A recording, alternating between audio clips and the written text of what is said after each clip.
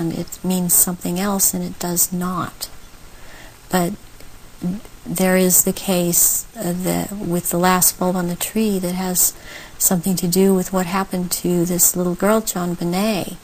JonBenet Ramsey? Yes, JonBenet Ramsey. And this occurred on this night because of the day it has to do with, and the ceremony that it has to do with. And there were rituals done on that night to these little children. So that is totally tied into it.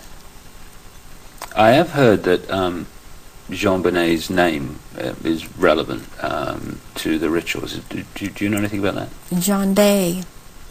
John Bay is a satanic deity, or Satan. John Bay is a name for Satan. And that name is just closely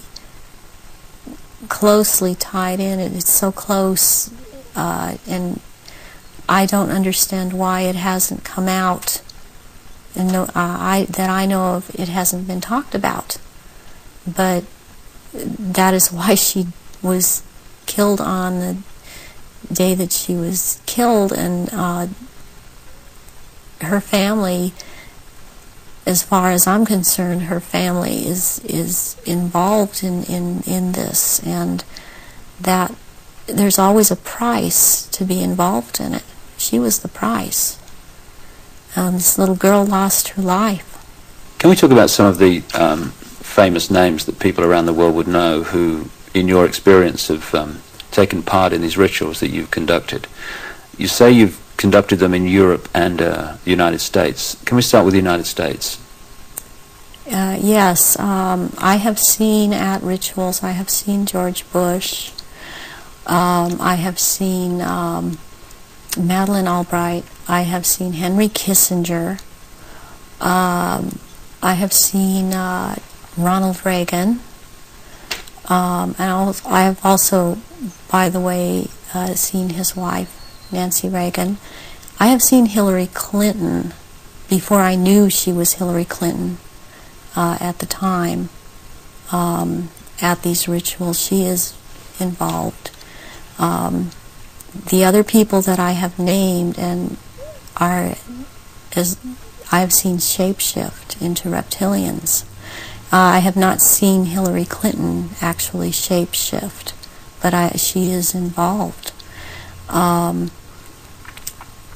I have seen the two sons when they were young, the two sons of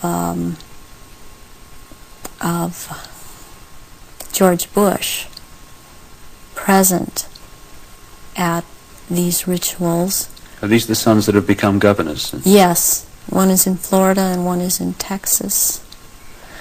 I have seen, did I mention J. Rockefeller? And he shapeshifts. I've seen George Deukmejian and Ronald Reagan again, having been governor in California. There have been people such as Newt Gingrich.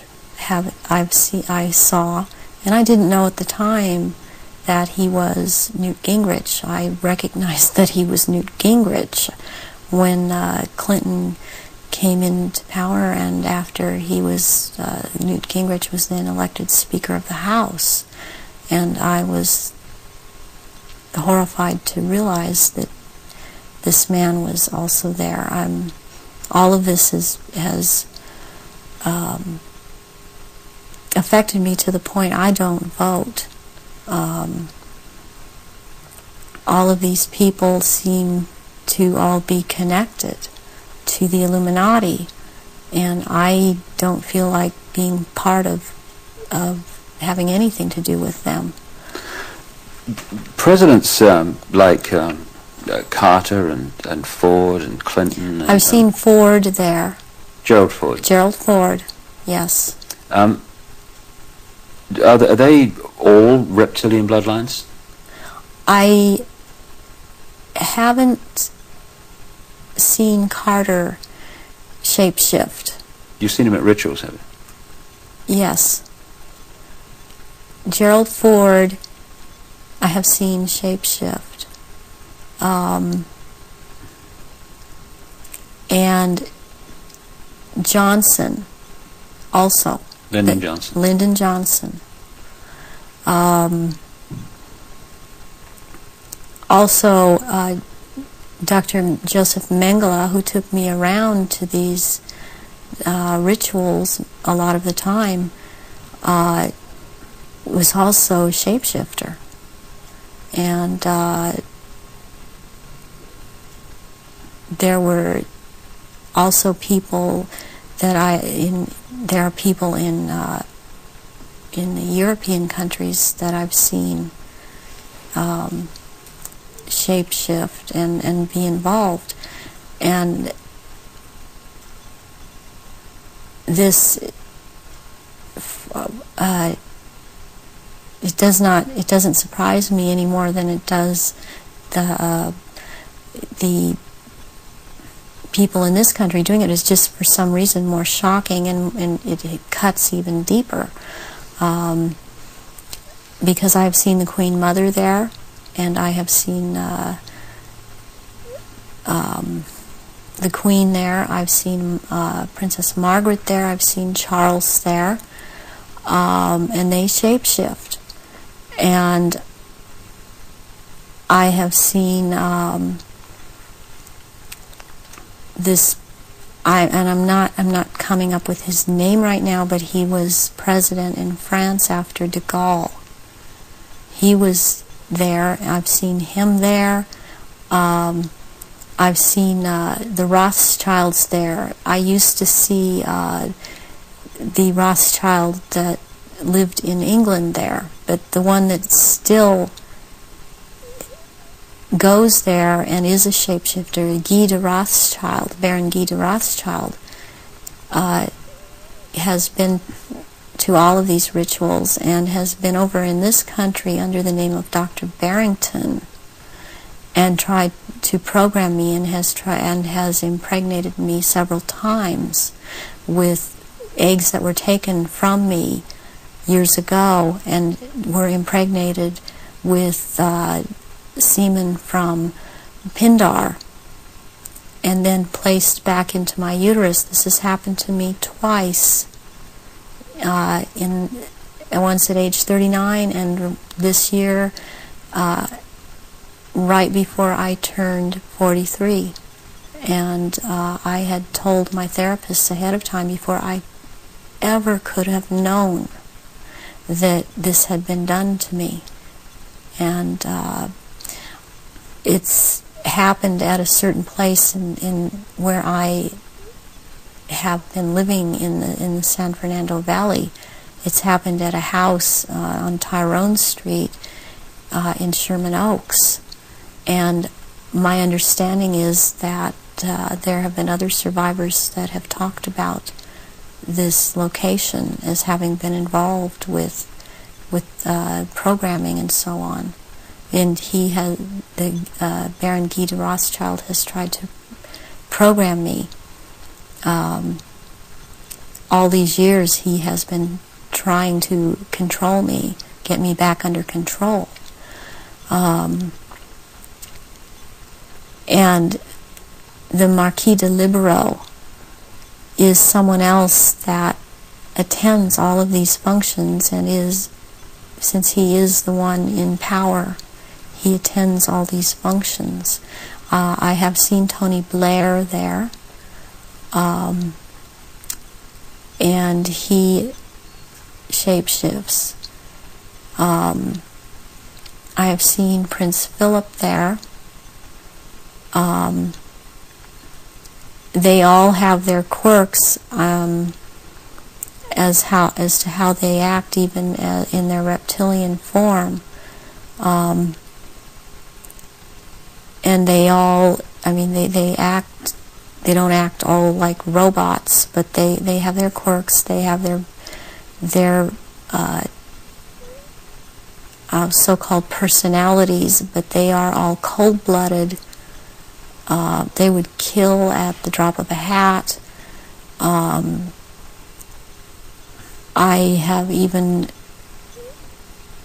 since I've seen a picture of some people on that are talking about this subject, I've seen them. When I've seen their pictures, I recognize them. I did a double take a few weeks ago when I saw again someone who's been talking about around this subject, and it seems to be popular right now. Who's that? This man by the last name of Sitchin. I've seen at rituals, and he is a shapeshifter. And I did a double take when I saw the picture of him, because I recognize him. And there's another person that I've seen, this Gardner, Sir Gardner. That Lawrence Gardner? Sir Lawrence Gardner. And he had recently written an article that was out in Nexus magazine. Part of it was about the menstrual blood, and what really triggered me was when he called it Starfire, because that is the name of one of the aspects of the three women who are the dressed mother goddess. That is my name in all of this. So this man I have seen, he has lots of power within this sect, reptilians, and he's someone that you would want to watch out for outside of this too, as is this Sitchin person. What do you remember about Zachariah Sitchin? Zachariah Sitchin was someone in the rituals attending the rituals who was not a major player in as far as the rituals went, but was someone that others present did not make remarks at, or were very careful as to what they said around him. And he was talking about, he would be talking about doing away with people, persons that were in his way, or were putting out information that he didn't feel that he wanted put out. He is very much a disinformer, and that is his job, to disinform about what is going on with the Illuminati and with the reptilians. He actually warned me off from investigating the reptilians, interestingly. Where do the rituals take place that you've been involved in, involving the British royal family? Glamis Castle, Stonehenge, Balmoral Castle. I have reason to believe there's a church, and I think it may be Westminster Abbey, and there is a Mothers of Darkness castle or chateau in Brussels, Belgium. They've been there too. And also in France, the Marquis de Libero Pindar has a castle in the Alsace-Lorraine region of France, and I believe it's in the Alsace region, that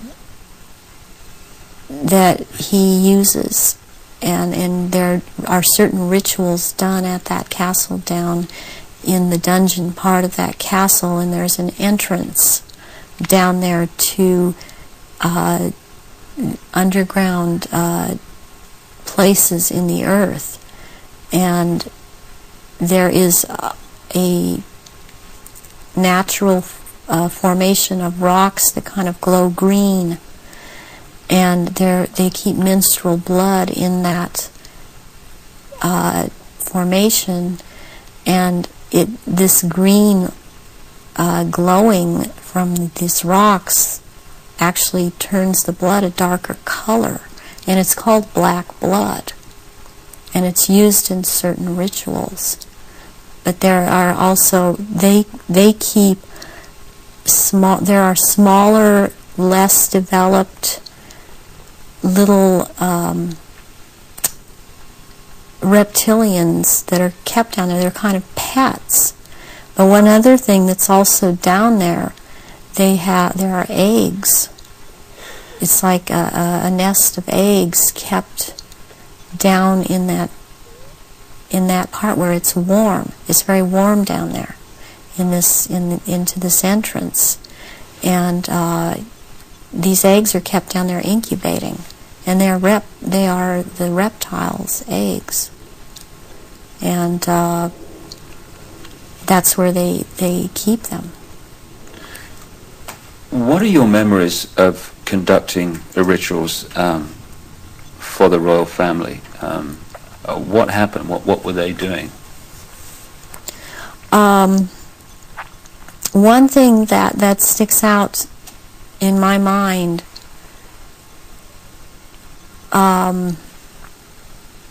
is that there was before. This was back in the late 70s. This was before Charles was married to Diana. He was involved with Kamala Parker Bowles, and she does not shapeshift, but she became pregnant by Charles, and she produced a baby, and this baby was presented at the ritual and killed, and that is the price, the firstborn between these two, and eventually these two will marry, and that is the price that is to be paid, the sacrifice of the firstborn between a union of these two people. And I've seen that there. Something else that sticks out in my mind is that it was around the late 80s that I saw a very kind of dark man he was Arabic. It seemed to be Arabic or Egyptian, and I heard the name Fayed being mentioned, and the Queen Mother was there, and I called her the Black Queen, and she and he were talking very seriously and at some length about a subject. They were mentioning Diana, and they were mentioning his son, Dodi. And at the time, I didn't know who Dodi was. I knew who Diana was. I never saw her at any rituals. Where did this conversation take place? This took place at Balmoral Castle. And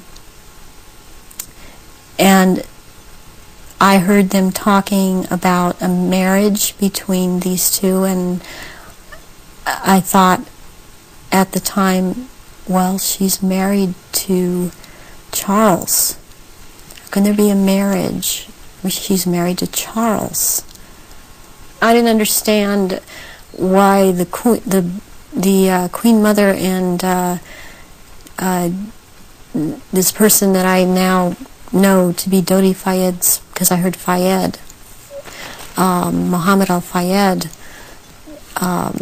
talking, and I'd seen them together at, I saw them at Balmoral Castle. I overheard the conversation at Balmoral, but I'd seen them also at Mothers of Darkness Chateau in Brussels, and they were talking about a union between Diana and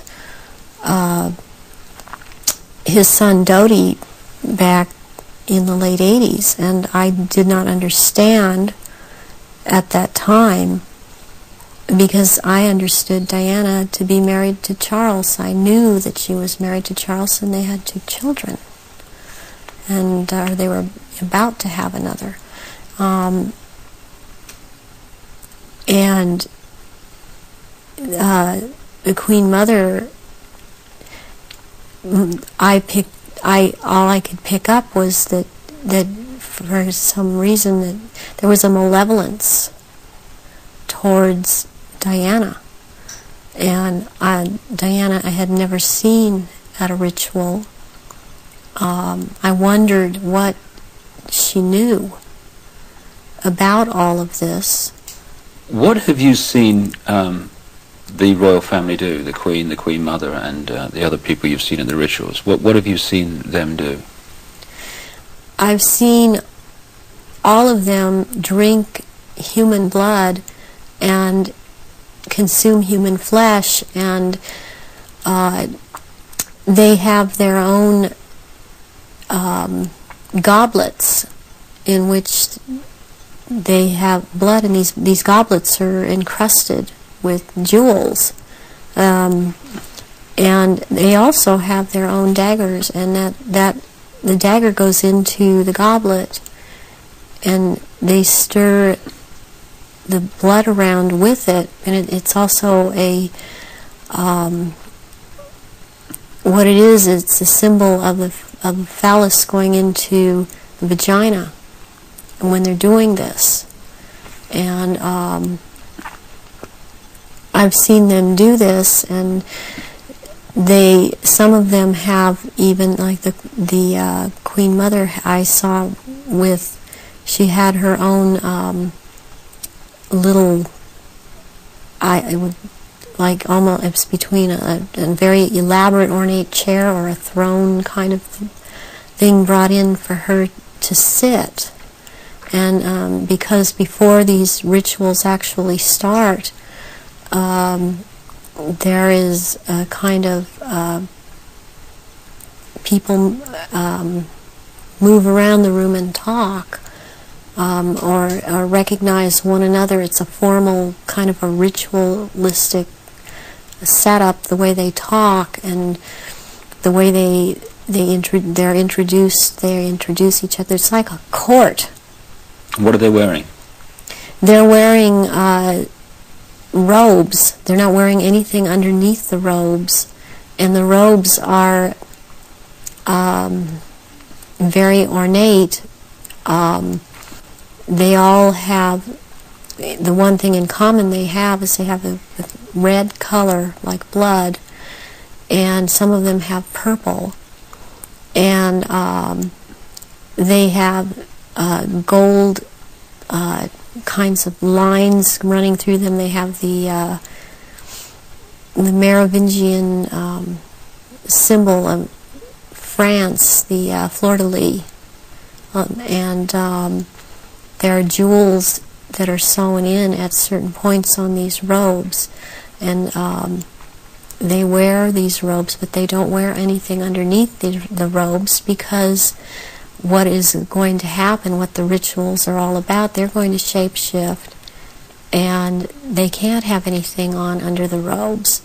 And there are orgy kind of things that go on at the rituals also. And involving the royal family of Britain? Yes, involving the royal family of Britain, and the sacrifice and the eating of, consuming the sacrifice, and they are involved in that. You've seen them do that? Yes, I have seen them do that.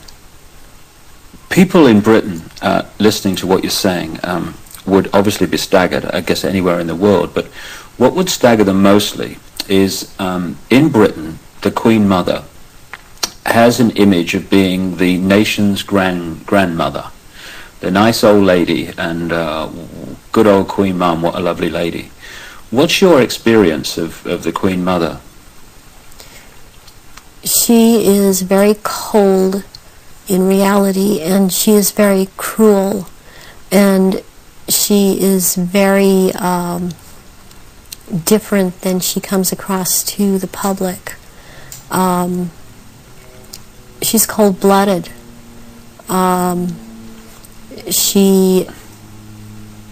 If she feels that you are someone beneath her, even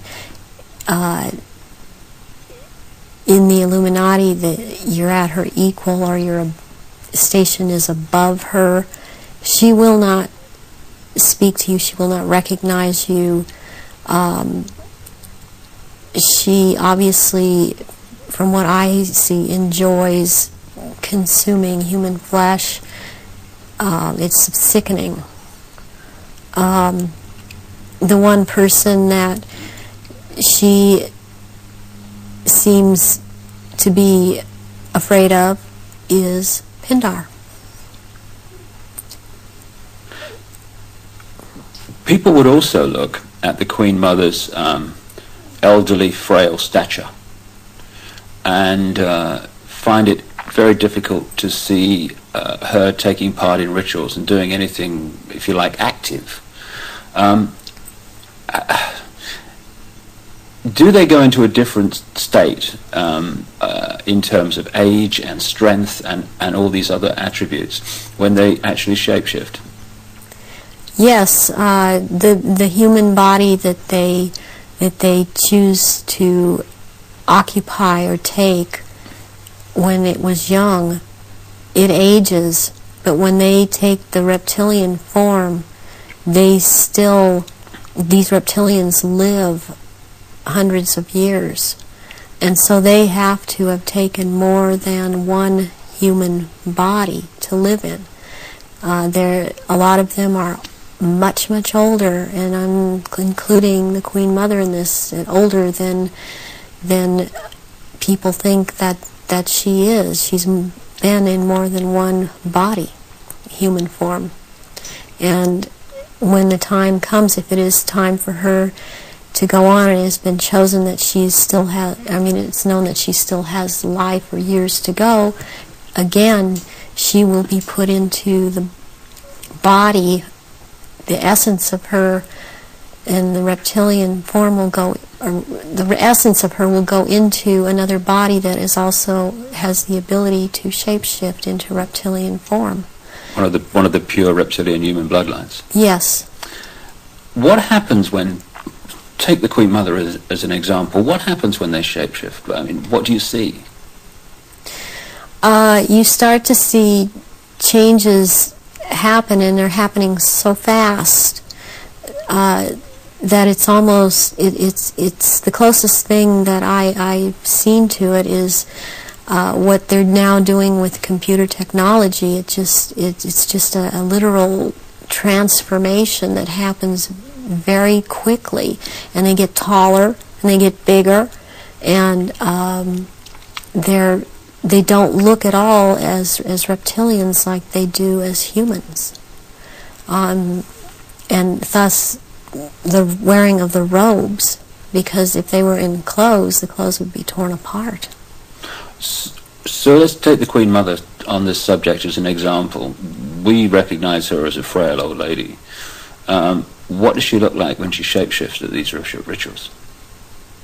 She looks like the nose portion gets very much longer, and it grows into kind of a snout kind of thing. She has little fangs, and incisors as teeth, and there's a tongue. And they all seem to have this kind of tongue when they're at this level.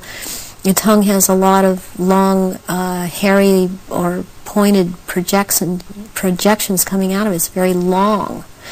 And they have these, they don't have hands or feet, they have these claws. And they have scales and also scales that seem to kind of disappear into one another. But it's more pronounced on the back. There seem to be lumps or protrusions coming from the head. There seem to be some kind of growth appendages at where, on the back, and they seem folded, and not all of them have that. And there is a tail, and they a lot of times will keep the tail curled, and and I've seen her when she's very displeased with something, as I've seen other members like this. This tail is whipped around, very agitated, and they do, and she hisses. What color are they? Which one in particular? Take the Queen Mother as an example. She's kind of a beige color on the underside, and by the time you're going up around to the back and the tail and the top of the head and on top of the nose, snout, whatever, it's coming to a very they're dark speckles or large speckles of dark browns, and the eyes usually they're large. They look like they're very round, and they look like they're coming out of their sockets, and very protruding, and usually the color ranges from a beige to a gold to a dark greenish gold, and then there's this dark slit up and down, a vertical slit, and and the eyes will look hooded, and when they look hooded, it's a very frightening thing, because it seems that when the eyes are hooded, they're about to do something. What do you mean by hooded? The lids come down, and it's almost, I guess it would be the same thing in a human as an expression of someone's got an idea. And how tall are they when they shapeshift? They're just about 7 feet tall. Some are a little shorter, or to a foot shorter. Some are a little bit taller than 7 feet. So what would the Queen and Prince Charles look like in their reptilian form? As to height? As to general appearance?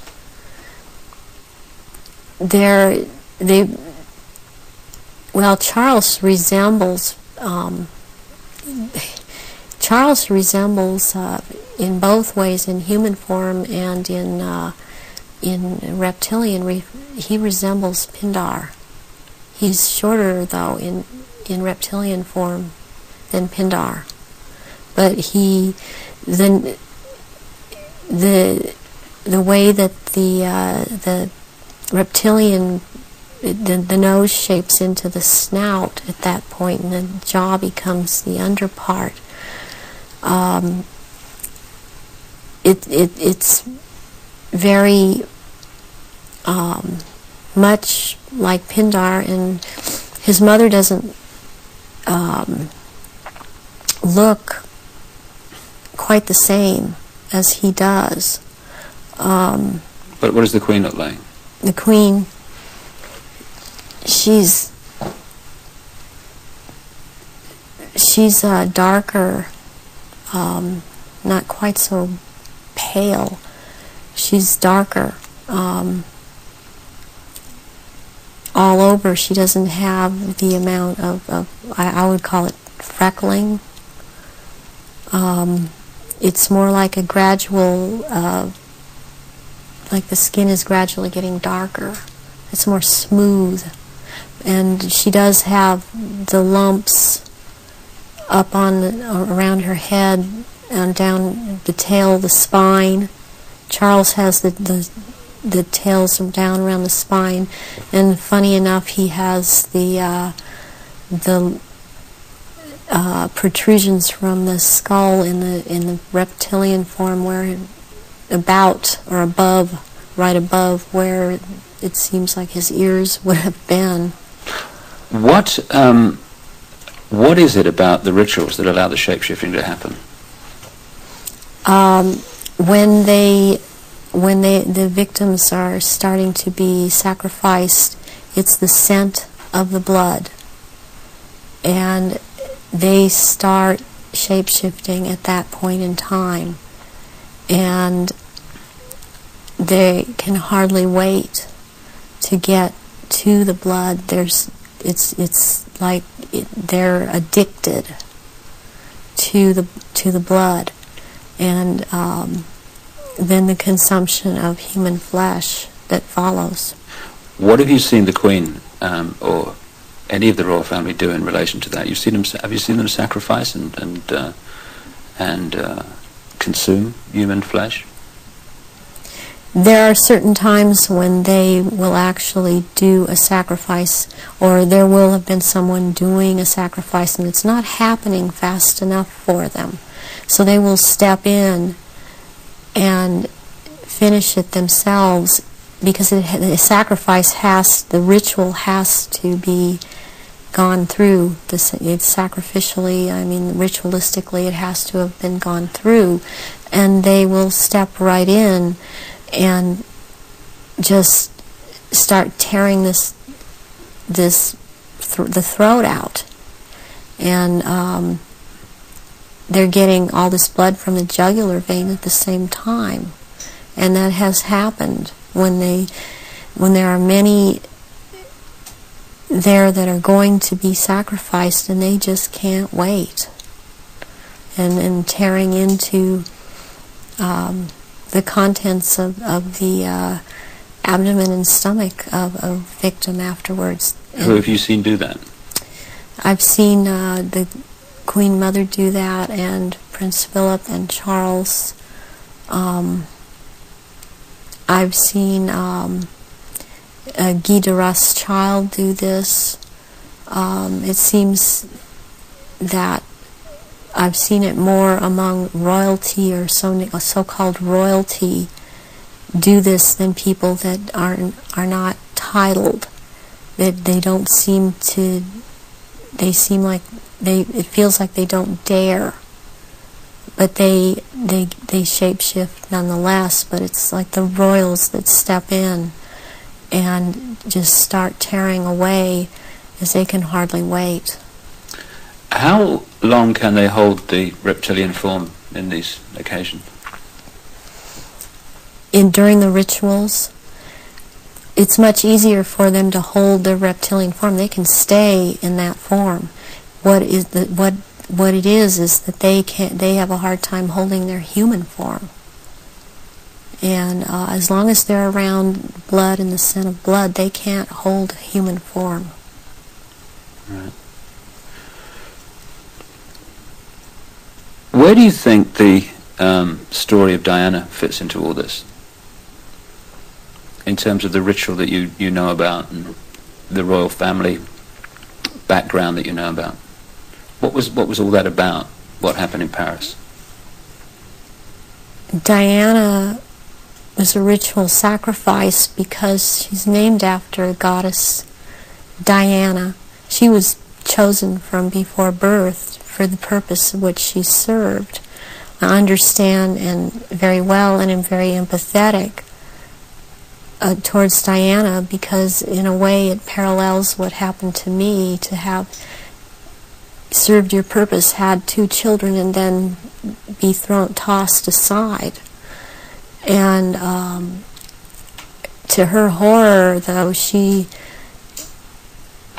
obviously never attending a ritual, she knew something was happening, and she knew what was going on, and could not be trusted to be at a ritual anyways. I don't think that Diana would have attended a ritual. I don't think that they could get her to cooperate in this because she actually saw for herself that this was going on after she married Charles. Was there any way, when Diana was married to Charles, without attending a blood ritual, that she could have seen him or one of the others become a reptile? They have a tendency when they're asleep to shapeshift, and they have to consciously hold their form, and when they're asleep they have a tendency to not hold human form and to shapeshift into reptilians, and there could be other things that happen. You know, I'm thinking about the times that Diana would have gone through a menstrual period. Well, that would have also really triggered some of these people in the royal family that are reptilian around her to want to shapeshift, or any woman, any human woman in that household that would be having a period, that scent of blood would tend to cause a momentary shapeshift. What was the whole, what appears to be a ceremony surrounding her assassination? What was that about? The rumours that she was pregnant, the Egyptian Dodi Fayed, and the place where it all happened, which is an ancient sacrificial site to the goddess Diana. How does all that fit together in the rituals that you know about? Okay, the crown aspect of the goddess is Hecate, and the day of Hecate is on August 13th. And what is very prevalent in this with the Illuminati and what they've done with the Druidism and other in Egypt, the Egyptian religions, is they like to mirror the numbers. And so as like, for example, with the goddess Isis, her number is 18.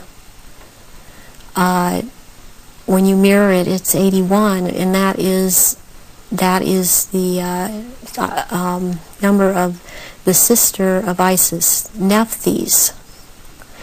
And Nephthys was considered the evil sister to Isis. With Hecate, what I think happened here is that she was sacrificed, and it was a very important sacrifice because 3 people died, and it was a picture of the triad of Isis, Osiris, and Horus to them. Horus being the unborn child of Dodi Fayed that Diana carried and was 3 months old, which is another very important fact, a number that's important to them, to be 3 months old. Sacrificial babies are taken in utero at 3, 5, and 7 months. And when I heard about this was a deal that I understood now had gone down, and she had to die in that tunnel because that tunnel's the passageway for Diana, the goddess. And she died at the 13th pillar again because of Hecate. And she died on the 31st because it's the mirror image of 13. And my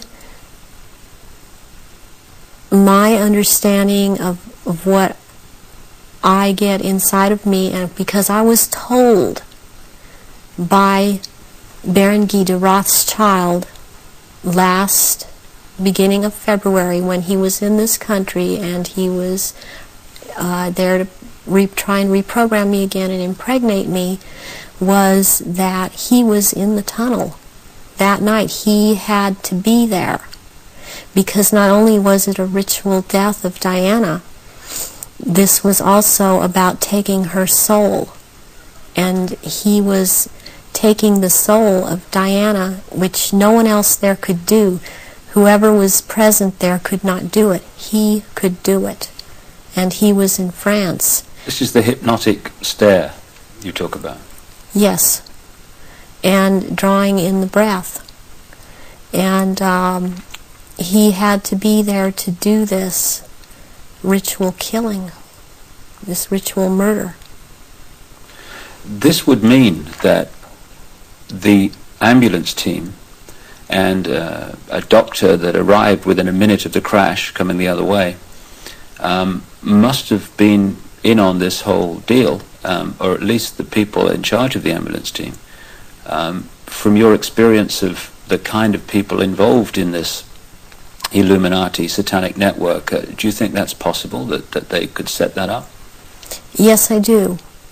I've seen a lot of things set up that if you did not know, if you weren't in on the so-called inner circle, or know what the Illuminati can do because they depend on people not believing they're really there, you would not, you would have a hard time believing it.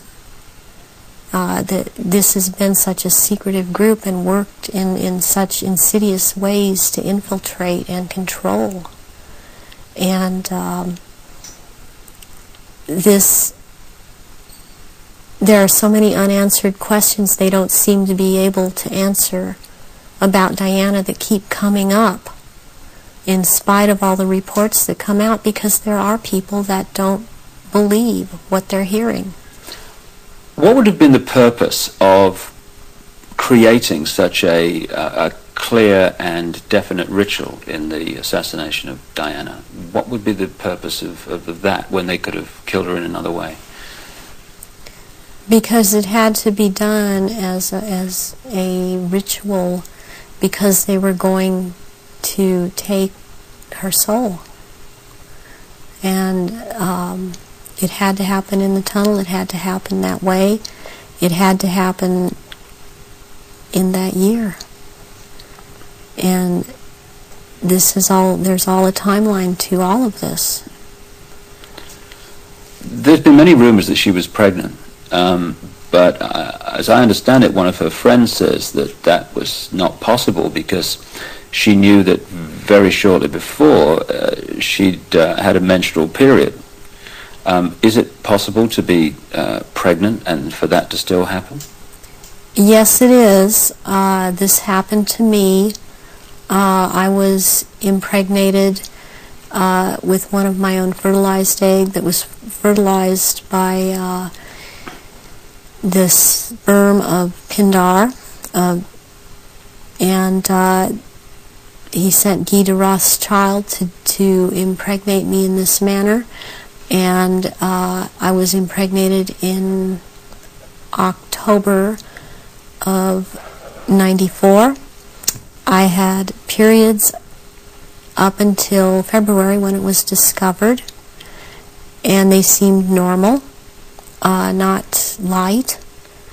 And I then was, since I had the background of a nurse, I was and had worked with a nurse midwife delivering babies.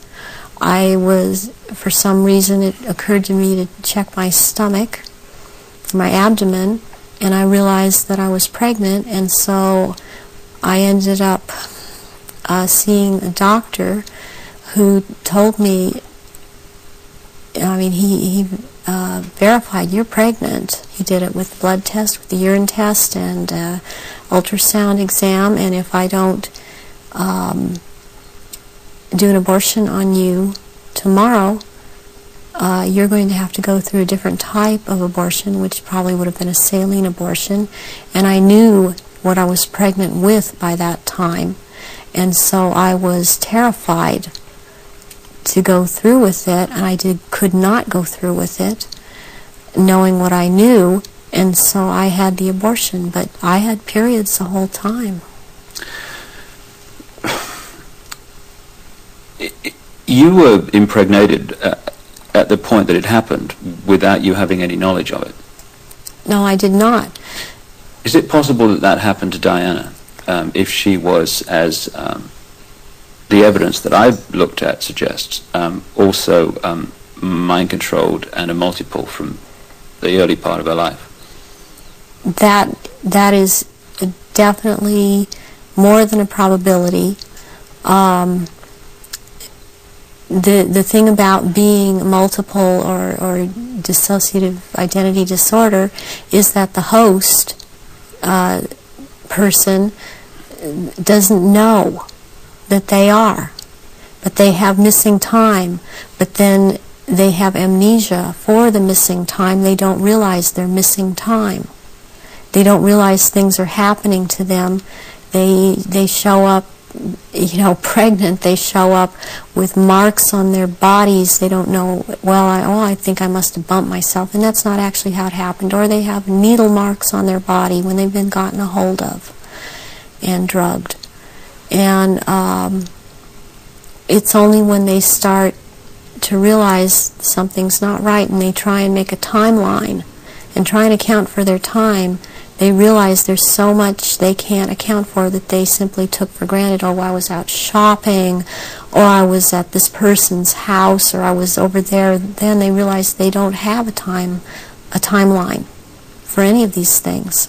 Do you think that Diana's two children were Prince Charles's children? I do not believe that William is, I've heard that he was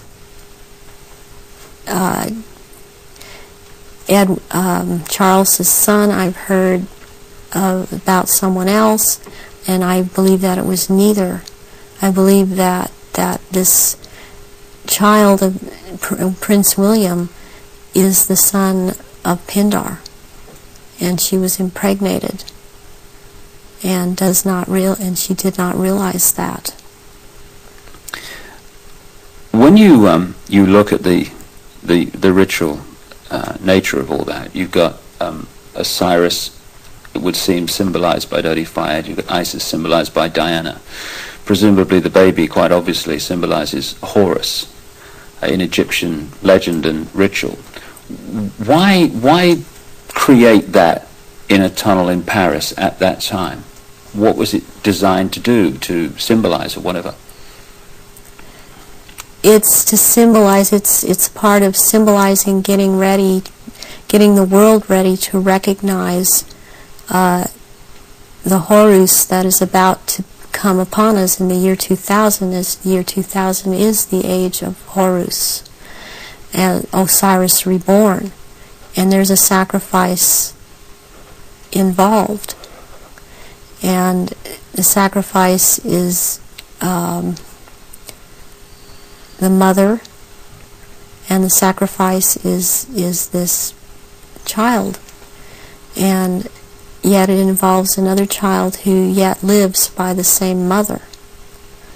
And you're talking about William? Yes, I am talking about William. What would have happened to Diana in your experience of the ritual, and what would have happened to the unborn child after the events in the tunnel in Paris? That Diana left the tunnel dead. She didn't leave that tunnel alive. That ritual, she had to die in that tunnel, and they had to take her soul in that tunnel, and they had to take the soul or developing essence of the unborn child. And in the hospital, it follows logically, according to what I know about what they do, that they would have taken the uterus and the fetus from Diana, that would have been taken, and as a ritual that would have been taken, and they would have removed other body parts. And done what? Distributed them for high Illuminati members to consume, because this is a ritual sacrifice. Some strange things happened after that. Strange things happened all the way through it. But suddenly the decision was made that she would not be buried in the local church where she wanted to be buried, but on an island among the trees in a lake at Althorpe Park. And Earl Spencer, her brother, claims through a dream he was inspired to put 4 black swans on the lake. Therefore, from your, again, knowledge of the ritual, what does all that mean? Why do that? Because 4 black swans have to do with 4 directions, 4 seasons. They have to do with sealing something for all eternity. To have 4 of something black, like that swan's figure in Celtic mythology, quite a bit in the Druid mythology. And black is the color of Hecate, and also one of the goddess aspects, the 3 goddess aspects that they have. The name is Black Flame or Black Star, and Black Flame means unto death, and so therefore the color black, and somewhere in there would be a flame. The decisions after her death to put her on an island among the trees in a lake and the 4 black swans were all, at least on the surface, taken by her brother Earl Spencer. Have you any experience of him? Earl Spencer I have seen at rituals. He's definitely tied into it. Her family has been part of this. She has this bloodline. I have not seen him shapeshift, but he's tied into it. You've seen him at rituals in yes, which I have. Sacrifices took place? Yes, I have. What about her father? Any knowledge of him? Her father was present at rituals. Her father would have been involved way before Diana was born. For her to have been involved and watch her actions after she was married, cutting herself, being anorexic, being bulimic, these are so indicative of someone who has been involved in mind control, has been hurt, and has been forced to follow mind programming. That this would have started when she was a little child, and her father would have been involved. So if they got her into this mind control stream from birth, presumably they would have been able to shape events right from that point to the 13th pillar. Yes. Yeah, they would have. When somebody becomes what we call multiple personality disorder or a dissociative identity disorder, there are many programs that are induced, that can be induced at any point. I mean, you've got the machinery in place when they're a very small child, and as they're grown, they can install programs at any point and have different parts hold these programs, and they can be made to do just about anything. They're taught things such as red light is a green light, go through the light. They drive faster than they realize they're driving. They are able to memorize or see, just glance at something and right away just pick what the point is that they're going after for some reason, or they can memorize phone numbers in just a glance. The car hit the 13th pillar, driven by Henri Paul, who was missing for 3 hours that night, a man who's been connected to both British and French intelligence. Given the obsession with the number 13, it seems beyond coincidence that with all those pillars in the tunnel, it hit the 13th.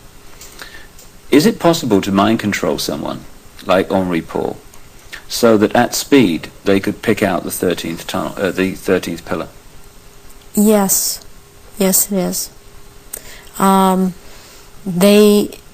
He also, it's very, very possible that he was drugged and programmed in the time he was missing. It's possible for him to have taken medication but not have it affect him at all. Does that include alcohol? Alcohol also, yeah. And then maybe later or not, it would affect him, depending on if that's what the program was for it to affect him. But it might not affect someone at all. I've been through this myself, so I know this to be true. And what happened to you in this instance? It was a very bad time in my life. The one time in particular I'm speaking of, where my then husband told me that he wanted a divorce, and I took approximately 8. I don't remember what the dosage was, but 8 Xanax pills in front of him, and I drove from where I lived in Orange County to the Norwalk area and went to see my therapist, who was holding some groups in this area, and I did not feel the effects of the pills at all when I drove to see him. I did not feel the effects of the pills at all when I left there an hour and a half later. And I had no car accidents. I was not stopped. My driving skills were very good. And I've seen this happen with other people that have had the mind control programming and this DID, and you just swallow up medication and one part holds on to it and it does not affect the body. So if you're in a compartment that is not connected to taking the pills, you're not affected by it. But if you were put into that compartment that took the pills, if you like, you would be affected by them.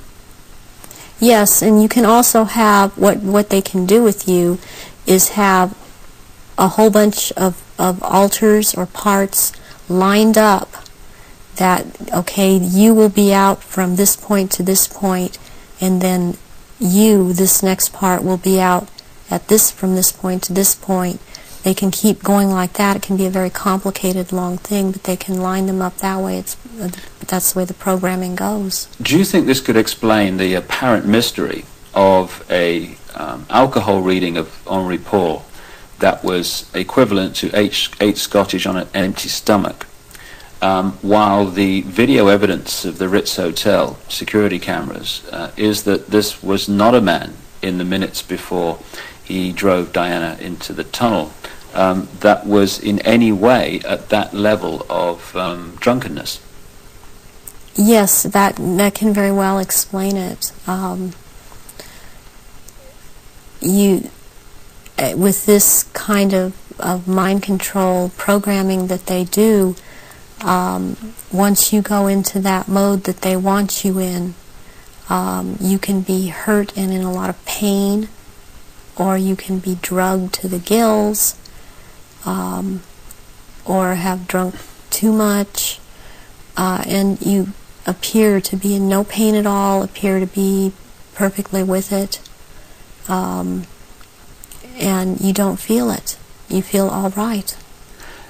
people would find it difficult, just coming from their own experience and observation, that someone could drive a car into a tunnel at considerable speed and pick out among 30 odd the 13th pillar.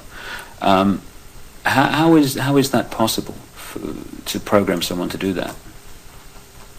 Because that someone has been taught and programmed and taught and programmed and taught for quite a while how to do this at a very fast speed. The mind works very fast, and if they have the mind and body connected the right way, they can drive. This person would have been able to drive into the 13th pillar at a fast speed. Would that have been happening on a conscious level, or would the subconscious have been pulling the strings? This would be on a subconscious level, and the person would not be aware themselves of what they were doing. In those crucial minutes before Henri Paul got in the car and drove away, would someone have had to have given him the trigger to access and activate the programming then? Or could he have been in some way pre-programmed to be triggered at that time? And if so, what would that be? Well, he was probably programmed to do all of this at a trigger signal. And so what happened is that somebody triggered him with a preset signal that he was told, when you are given this signal, you will act out. But the program was already set to go off when the trigger, when he saw the trigger. What form could this trigger have taken? It could have been a hand signal. It could have been a certain type of handshake. It could have been a color that he saw that was flashed in front of his face.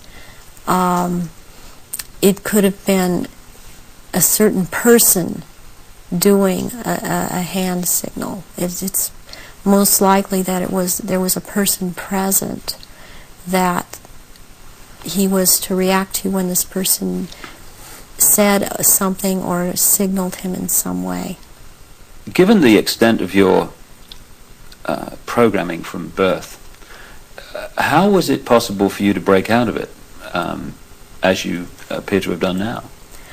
One thing that happened is that in 1989, my programmer handler died, who was Mengele. And he was in this country so much, and I was around him so much, and he had a lot of control over me. And what happens when a programmer handler dies, they usually have taught the person that they've been working with, to be very, very loyal unto death to them. And that's something that they, in the end, it works against everything, because when they die, even someone else coming in and trying to take over, a lot of these altars are not open to that and are loyal to that one person. And in my case, Baron Guy de Rothschild is the one that tried to take over. And for some number of years, there was a lot of the time, half the time they got their way, and half the time they didn't.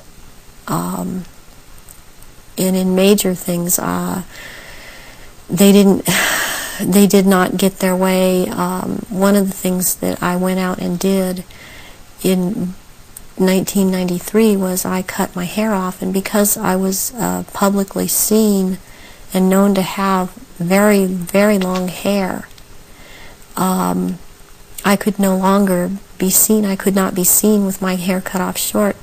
This would have caused a lot of questions with other people that had been programmed. And they still tried to carry on with other parts where I wouldn't have to be publicly seen, because they still consider me to hold this status. And they still consider me their property. I was always told I was their property. One question that people would ask is given all that you know, why don't they just take you out? They still have plans for me, and this was told to me just a few days ago by someone else who has spoken with Baron Guy de Rothschild, that they have plans for me, and they plan to try to have me back because of the psychic abilities, and that is not going to happen. In the little bit of tape we've got left, could we just turn the subject to the jewelry you've got to your left there? What is that? Was that part of the rituals that you were involved in?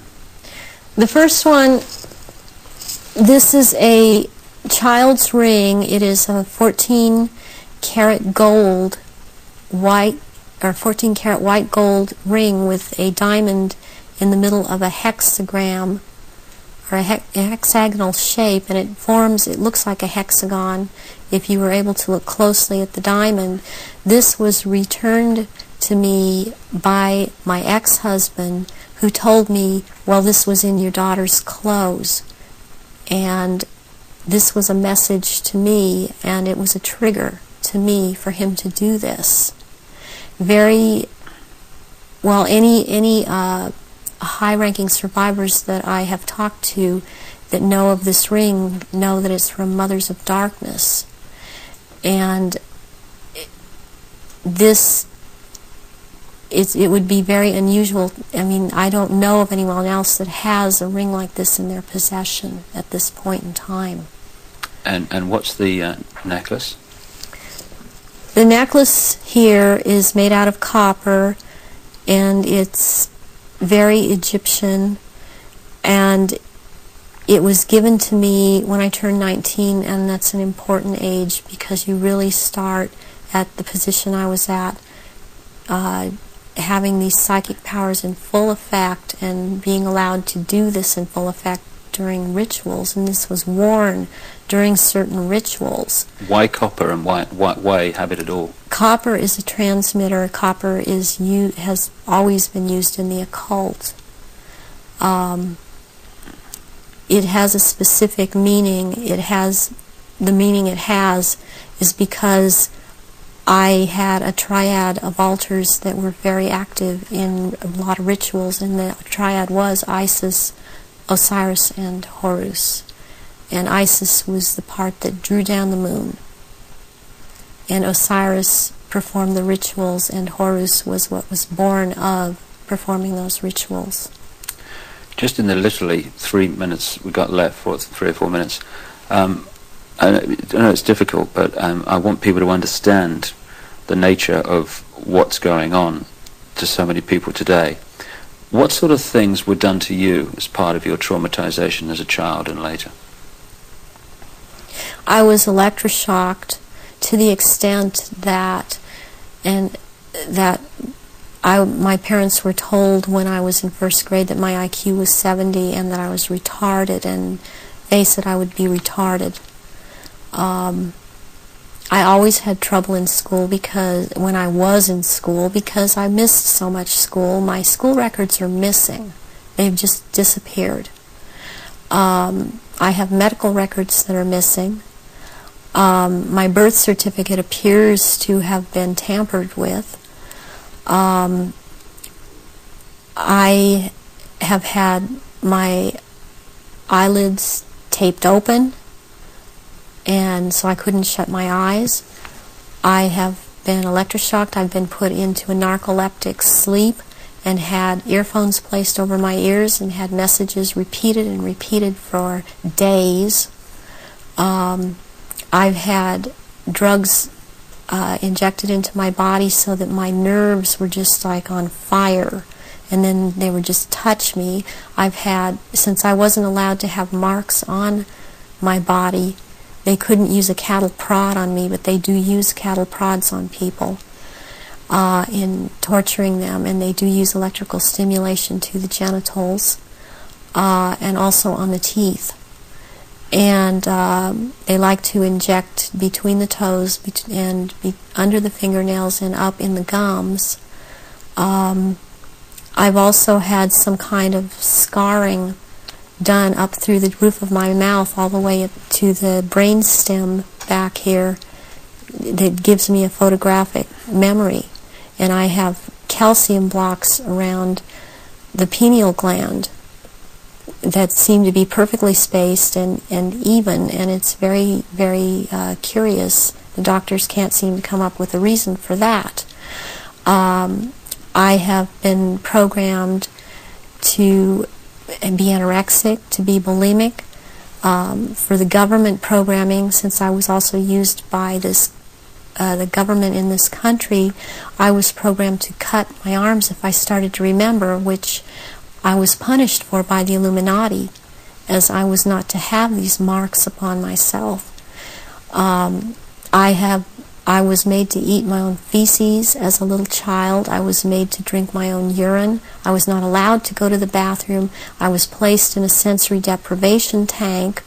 I had my shoulders, my knees, my toes, and my fingers, my elbows dislocated and then put back into place when they wanted me to be traumatized. I've repeatedly had phone calls of tones coming over my phone, and tones that you can't make by pressing telephone buttons, tones that sound like sonar sounds from a submarine, tones that sound like they were made by some type of instrument. And I have had directed energy used on me, ELF, low frequency electric waves used on me, microwave energy. And this in turn has created two different, would hear one tone in one ear, one tone in different tone in the other ear. It creates a third tone. They're called tritones. They change the electrical activity of your brain waves and to put you in the state they want you in. I have been programmed to run through red light, thinking it's green. There's been a lot of programming done around my children. They've used my children against me. And it's a very painful subject with me to know that this is happening to my children. The same thing that's happened to me. It's hard. It's easier. I don't know if I can make people understand this. It's easier for me to have, okay, I can handle that I went through this. And what I want most is to expose these people because of what they're doing to children all over. But they're doing it to my children too. And my daughter believes I've abandoned her. My son believes I abandoned him. And they don't have hope when they're children. They don't have hope when their mother's taken away from them and they're told that their mother just left them. So this is a cycle that goes on with thousands and thousands of survivors, not just myself. And this is how they perpetuate it if there is a parent that's protective that believes and has found out this is happening.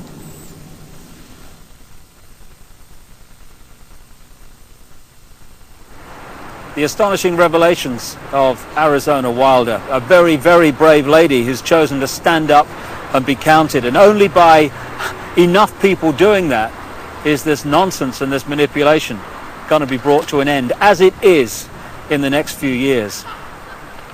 Well, we've come to the end of our little tour of the centre of global control, and we're here now outside the Houses of Parliament in London. The so-called mother of parliaments, because of course it has provided the blueprint for so many other so-called democracies all around the world. When in fact it's just another vehicle for the one-party state that is relentlessly turning out legislation advancing this global centralization agenda. Not a place of democracy at all, a place for legislating the agenda into reality. Well, you've heard the information and possibly read it in The Biggest Secret at greater length also. The question is, what are we going to do about it? That's entirely up to you as an individual and me as an individual. As someone once said, what you think of me is none of my business, and it's not.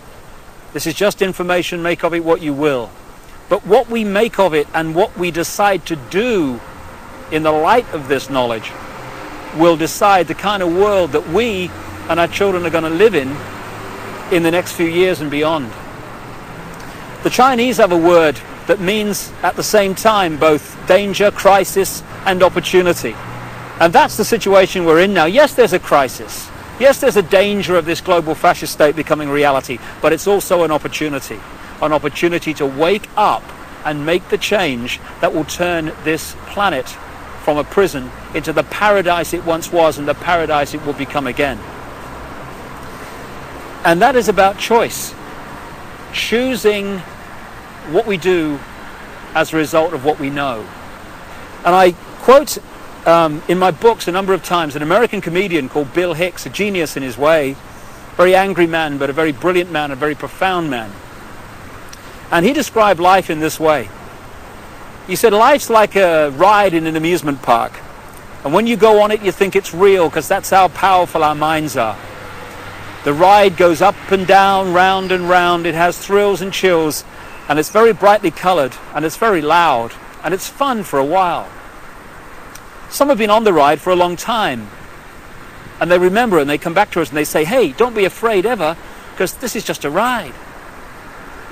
And we kill those people. Shut him up. I've got a lot invested in this ride. Shut him up. Look at my furrows of worry and my family and my big bank account. This has to be real. It's just a ride. But we always kill those good guys who try to tell us that and let the demons run amok. But it doesn't matter, because it's just a ride. And we can change it anytime we want. In other words, it's just a reflection of our own attitudes. And to change, as Bill Hicks said, doesn't need big bank accounts. It just means a choice right now between fear and love. Fear is the four-letter word that has controlled this planet and this human race for thousands of years. Love is the word that will set us free. And that's the choice we face now. And the world that those two choices will create will be so different as to be unexplainable. The chasm between the two, a prison or a paradise. I just want to say one other thing before we finish this video. I don't want to demonize the reptilian race, because it's just a genetic stream in the great forever. I'm talking about a small number of this reptilian race that is behind this manipulation, not the race in general. And indeed, many of the reptilian stream, both in physical bodies and in other dimensions, are working now to help humanity win their freedom, win our freedom back. And I'd like to thank once again also Arizona Wilder for having the guts to stand up and speak her truth. And if enough people do that, then this house of cards, because that's all it is in the end, is going to fall. And I'd like to thank also my friend Brian Desborough for helping Arizona and for his own commitment to truth. We're now at the crossroads of the evolution of the human race, or a crossroads anyway. And the good news is this: there is a global awakening going on. I've spoken in something like 20 countries in the last 18 months. People are waking up. They're asking questions. They're seeing themselves and the world in a different light. And this is going to gather pace and is gathering pace all the time. And it's this transformation of human thought and perception that is going to bring the change that we've dreamed about for so long. Dreams are merely imagination, which can be made reality if we're prepared to do what is necessary to achieve that. That's the challenge we face now. It's a wonderful, wonderful time to be alive, and we're all privileged to be here to play a part in setting this world free for the first time in known human history. From the epicenter of global control, but not for very much longer. Thanks for listening. Goodbye.